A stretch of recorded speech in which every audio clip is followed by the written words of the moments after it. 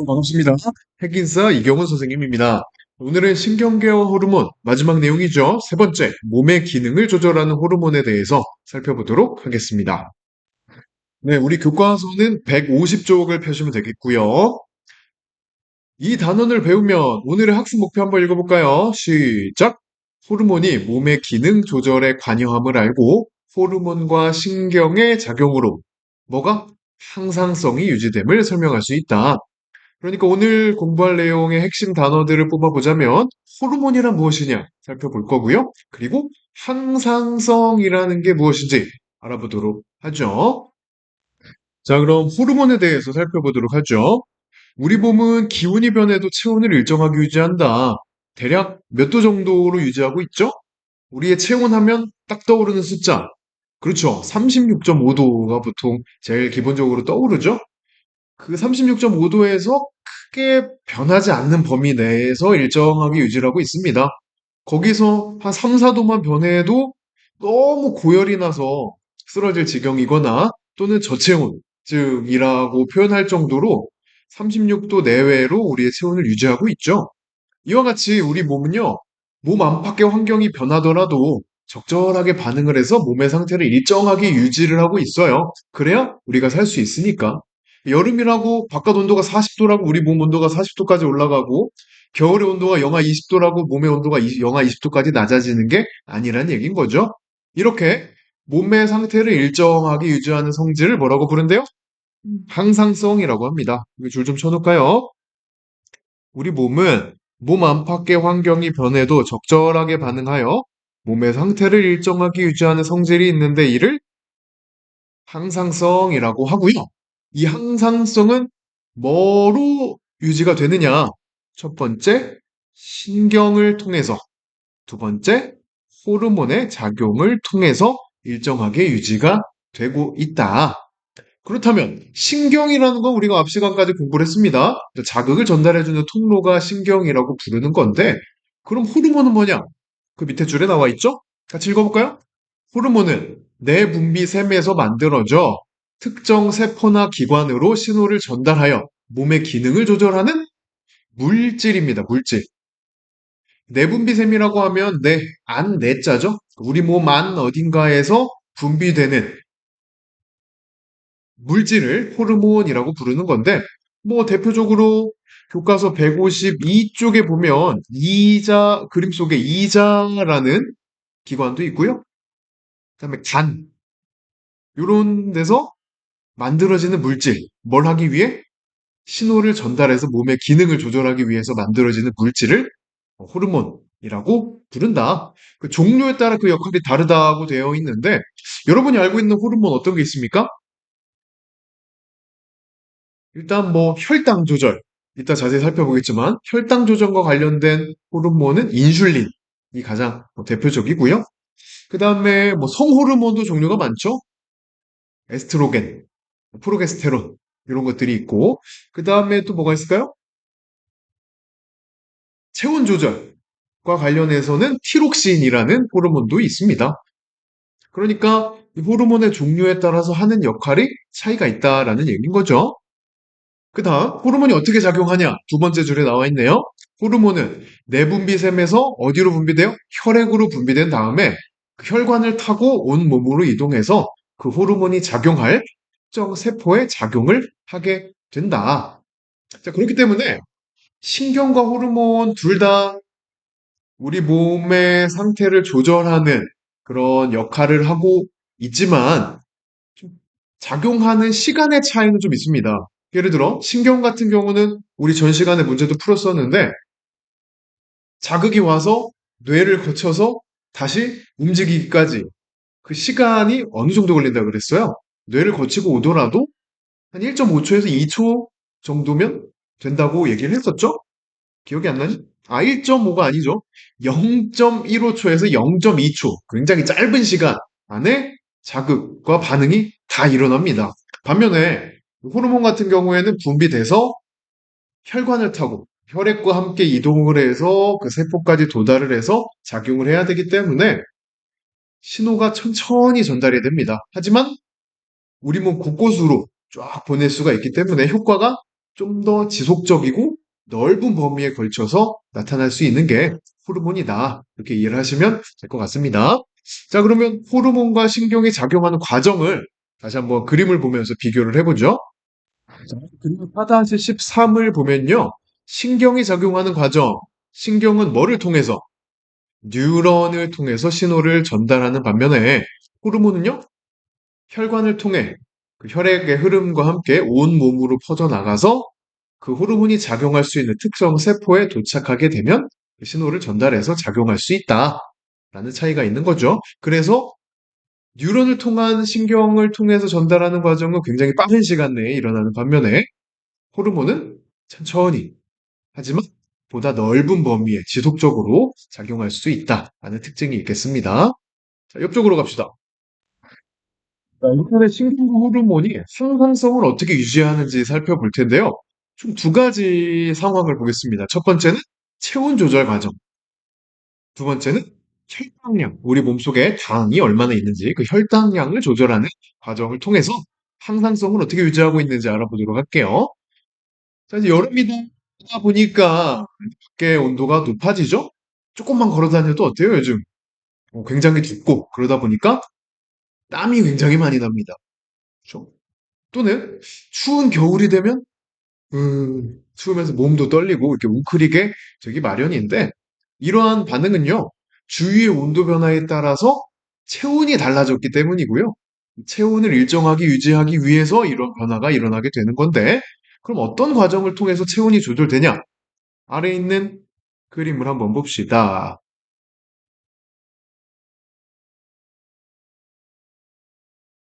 우선 여름이니까 더울 때부터 한번 볼까요? 더울 때 체온이 조절되는 과정입니다. 우선 정상 체온에서 주변 온도가 막 높아졌어. 주변의 온도가 높아지면 나도 주변으로부터 열을 받기 때문에 내 체온이 어떻게 될까요? 높아지겠죠? 그런데 체온이 일정 온도 이상, 보통 뭐 38도, 39도, 40도 이상 올라가게 되면 열나본 적이 있죠? 정신 차리기도 힘들고 너무 아픕니다.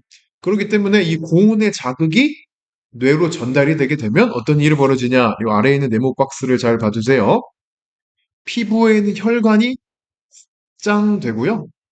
땀 분비량이 늘어나면서 피부를 통해서 몸 밖으로 나가는 열이 증가하게 된다. 혈관이 확장되면서 혈관의 범위가 넓어지다 보면 아무래도 열이 밖으로 나갈 수 있는 그 표면적이 넓어지겠죠?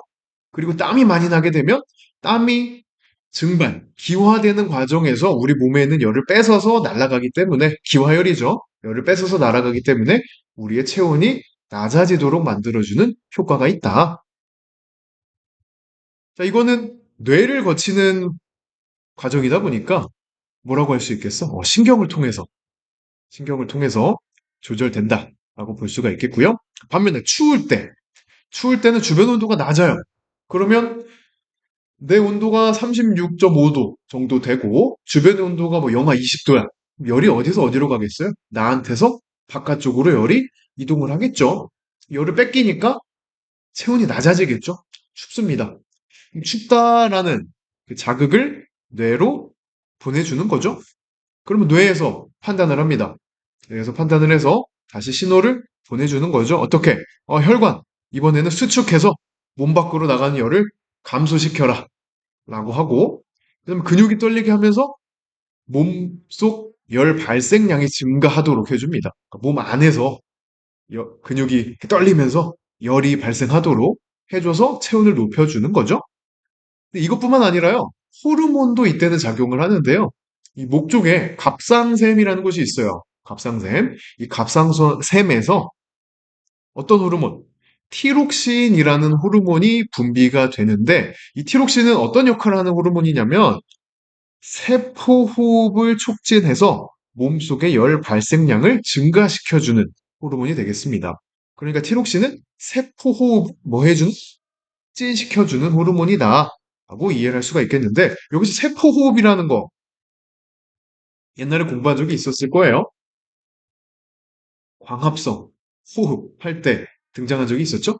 광합성이라는 과정은 에너지를 영양소 형태로 저장하는 과정이다. 라고 할 수가 있겠고, 세포 호흡은 그 영양소에 저장된 에너지를 다시 꺼내서 사용하는 과정이다라고 할 수가 있겠는데 이 티록신이라는 호르몬이 세포 호흡 촉진, 그러니까 우리 몸속에 저장된 영양소 안에 있는 에너지를 다시 꺼내도록 해주는 호르몬인 거죠. 그 에너지는 보통 열 형태로 많이 나오게 되니까 우리의 체온을 높여주는 효과가 있겠다. 그래서 다시 정상 체온으로 돌아가도록 해주는 거죠.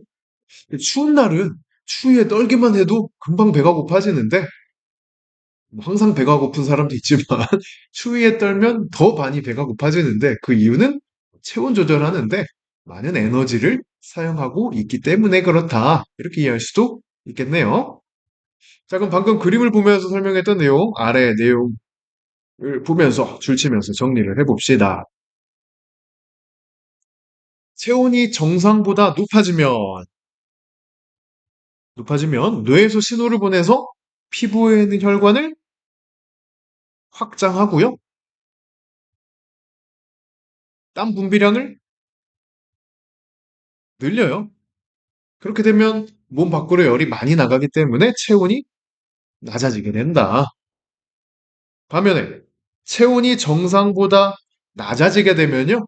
이번에는 뇌에서 신호를 보내서 혈관을 수축하게 하겠죠.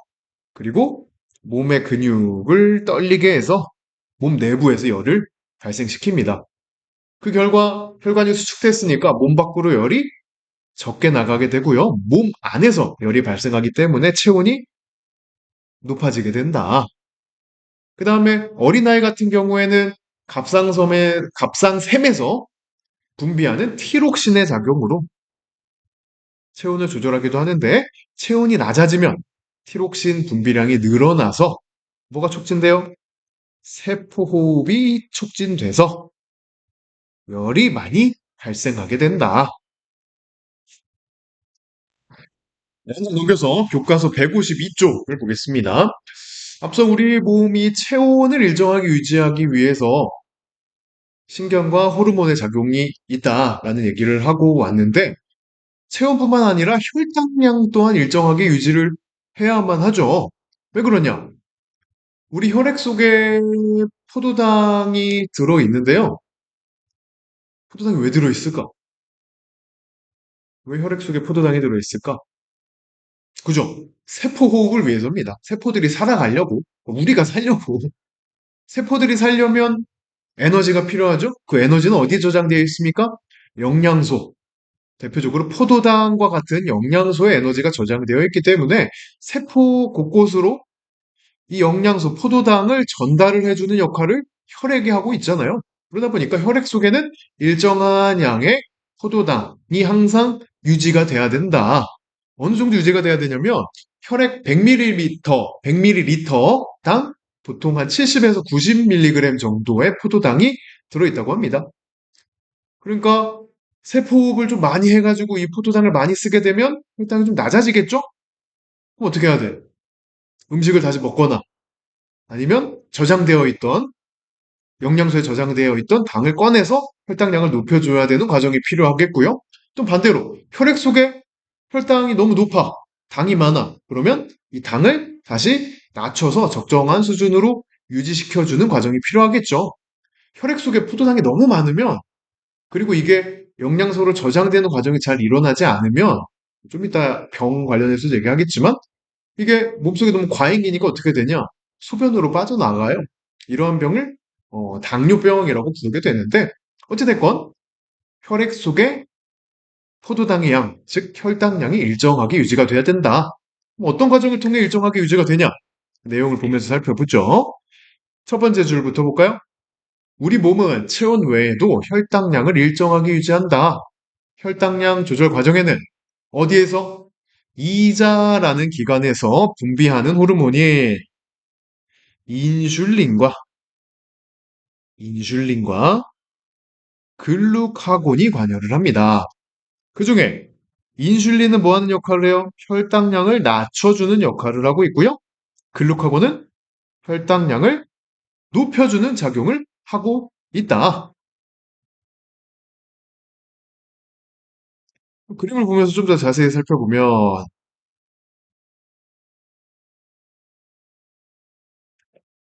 정상이에요. 포도당 양이 혈액 속에 한 70에서 90mg 정도 들어있는 정상 상태인데 밥을 먹었네. 식사를 하게 되면 소화 과정을 거치면서 소장, 융털, 그래서 이제 흡수가 되겠죠? 그럼 이제 혈액 속으로 이 포도당이 들어온단 말이야. 포도당 양이 증가해. 즉, 혈당량이 증가하게 됩니다. 혈당량이 기준치보다 높아지게 되면 어떻게 해야 돼요? 낮춰줘야 되겠죠? 그래서 이자에서 뭘 분비하는 거야? 아까 혈당량을 낮춰주는 호르몬. 그렇죠. 인슐린. 인슐린을 분비를 해서요. 이 인슐린이 어떻게 하냐? 첫 번째, 세포에서 포도당을 흡수하도록 하고요. 두 번째, 이 포도당을 글리코젠이라는 물질로, 이거는 탄수화물의 일종인데, 우리 몸에 간이나 이제 근육 같은데 저장할 때 포도당을 저장하는 형태라고 보면 되겠습니다. 아무튼 포도당을 글리코젠으로 합성해서 저장을 시켜주는 걸 누가 한다? 이 인슐린이라는 호르몬이 하는 거예요.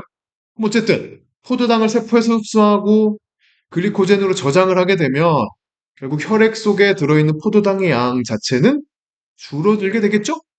그렇지. 혈당량 감소가 되겠고 다시 정상 혈당량으로 돌아오게 되겠다.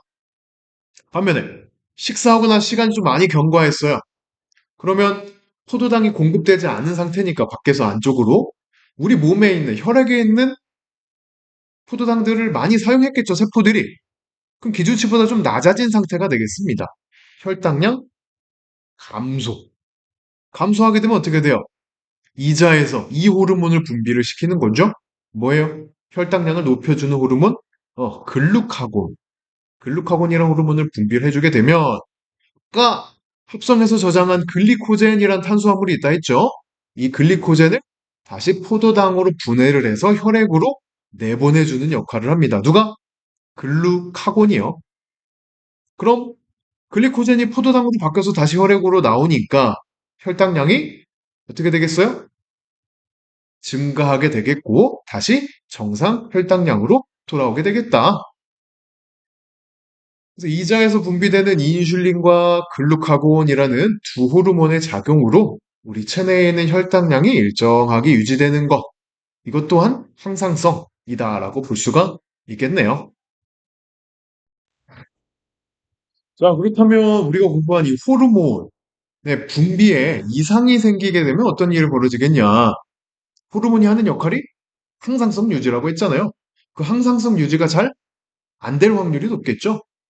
내분비샘에서 호르몬이 기준치보다 너무 적게 분비되거나 또는 너무 많이 분비되게 되면 질병에 걸릴 수가 있는데 가장 대표적인 질병이 당뇨병이 되겠죠. 우리 아까 혈당량 조절할 때 공부했던 당뇨병. 당뇨병은 어떤 증상이냐? 뭐 체중이 이제 감소하고 쉽게 피로를 느낀다거나 오중에 이제 당이 섞여서 나오는 병, 이 당뇨병이 되겠는데 이 당뇨병과 관련된 호르몬은 인슐린입니다. 인슐린. 인슐린이 좀 부족해서 생기는 병인데요. 왜 그러냐? 아까 이 위에서 살펴봤던 이 그림을 생각을 해보세요. 인슐린이 무슨 역할을 해줘요? 우리 몸에 있는 혈당을 낮춰주는 역할. 그래서 정상으로 돌아가도록 해주는 역할을 하는데 이 인슐린 분비가 잘 안 돼. 그러면 혈당이 높게 유지가 되겠죠. 혈액 속에 당이 너무 많다 보면 결국 우리 몸에서 다 사용을 하지 못하기 때문에 당이 이제 남는 거잖아요. 남게 되는 과잉인 거잖아요. 그러다 보니까 이제 오줌에 섞여서 당이 계속 나가게 되고요. 이 당이 저장이 돼야 살이 찌는 거거든요. 체중 유지가 되는 건데 당이 계속 소변으로 빠져나가게 되니까 체중도 감소하게 되는 현상이 나타나게 되는 거죠. 이제 당뇨병 같은 경우에는 인슐린 분비가 부족해서 나타나는 병이다 보니까 인슐린 주사 같은 거를 좀 정기적으로 맞아서, 주기적으로 맞아서 혈당 유지를 시켜줘야 되기도 하고요. 그 다음에 성장 호르몬 관련 질병도 있죠. 성장 호르몬이 너무 과잉 분비가 되면 키가 기준보다 너무 확 크는 뭐 거인증, 거인병, 거인증이라고도 부르고 또는 성장 호르몬이 너무 분비가 안 되면 정상보다, 평균보다 키가 많이 작은 그런 병에 걸릴 수도 있겠고 티록신 관련 질병, 티록신은 아까 체온 유지 관련해서 나왔었죠? 티록신이 분비가 잘 안 되게 되면 체온 조절에 어려움을 겪는 경우가 발생할 수 있겠고, 또 성호르몬 관련 질병, 2차 성징, 청소년기가 2차 성징이 나타나는 시기가 되는데, 몸의 발육이나 또는 여자들 같은 경우에는 초경이 좀 더 일찍 온다거나 하는 등의 문제가 발생할 수 있는 게 이 성호르몬 분비와 관련이 있겠다. 어찌됐건 이런 호르몬 같은 경우는 우리 몸의 기능을 조절에 관여를 하고 있는데, 호르몬이 분비되는 양이 적정선을 벗어나게 되면 이런 여러 가지 질병을 일으킬 수가 있다라는 것도 참고로 알아두시면 되겠습니다. 자, 그러면 153쪽에 있는 스스로 확인하기 문제, 영상 잠깐 일시정지해 놓고 문제 푼 다음에 다시 재생해서 답을 맞춰보시면 좋을 것 같아요. 자, 1번. 뇌 분비샘에서 만들어져 특정 세포나 기관으로 신호를 전달하여 몸의 기능을 조절하는 물질. 뭐라고 부릅니까? 호르몬이라고 부르죠? 호르몬. 2번.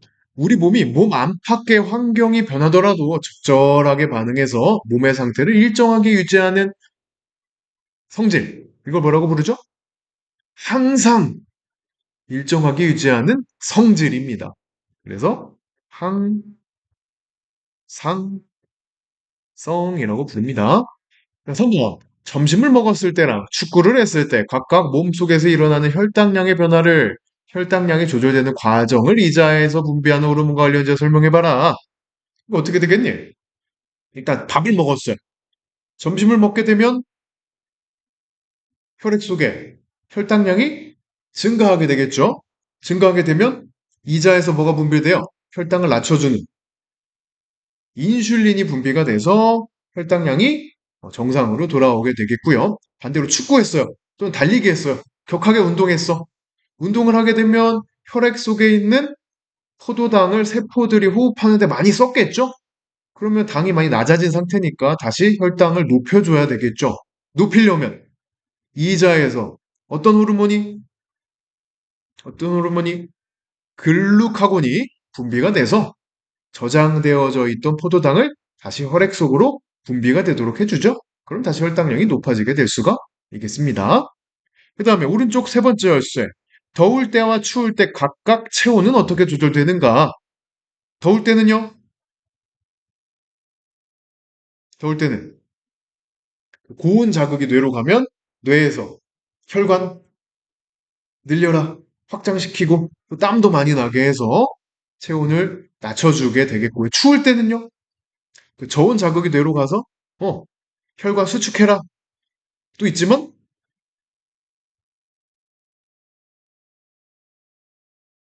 갑상샘에서 뭐가 티록신이 분비가 돼서 체온을 유지시켜준다. 세포호흡을 더 활발하게 해서 열이 발생하게 한다. 이렇게 조절하는 거죠. 어찌됐건 신경을 통해서든 호르몬을 통해서든 우리 몸이 뭘 유지하기 위해 항상성을 유지하기 위해서 열심히 작용을 하고 있다. 그런 의미에서 지금 열심히 공부를 하다 보니까 슬슬 배가 고프네요. 당이 많이 떨어졌나 봐요. 이제 어떻게 해야 될까요? 먹어야겠죠? 밥 맛있게 먹고 또는 이미 밥을 먹었다면 간식 먹으면서 다시 당을 충전을 해주면 뇌에 있는 세포들이 열심히 세포호흡하면서 에너지를 내뿜어주니까 공부를 더 잘할 수 있게 되지 않을까 싶습니다. 그런 의미에서 여러분 아침 먹는 게 상당히 중요합니다. 이게 뇌세포들이 활발하게 작동을 하려면 에너지가 풍부해야 되고요. 에너지가 많으려면 음식을 잘 공급을 해줘야 되겠죠? 물론 저장되어 있는 에너지를 꺼내서 급할 때는 쓰기도 하겠지만 기본적으로는 매 끼니마다 양질의 식사를 잘 해줘야 된다. 아침에 과자 부스러기 좀 먹고 초콜릿 먹고 때우지 말고 제대로 된 식사, 또 그게 어렵다면 빵, 두유, 우유 이런 걸로 영양소를 좀 공급을 잘 해주시고 특히 우리 학교 점심 급식 메뉴 보고 에이 오늘은 별로다, 오늘은 좋다 이렇게 판단하지 마시고 급식이 여러 가지 여러분들이 섭취해야 되는 영양소들을 골고루 공급하고 있는 식단이기 때문에 거기 하나 뭐 뺄 게 없습니다.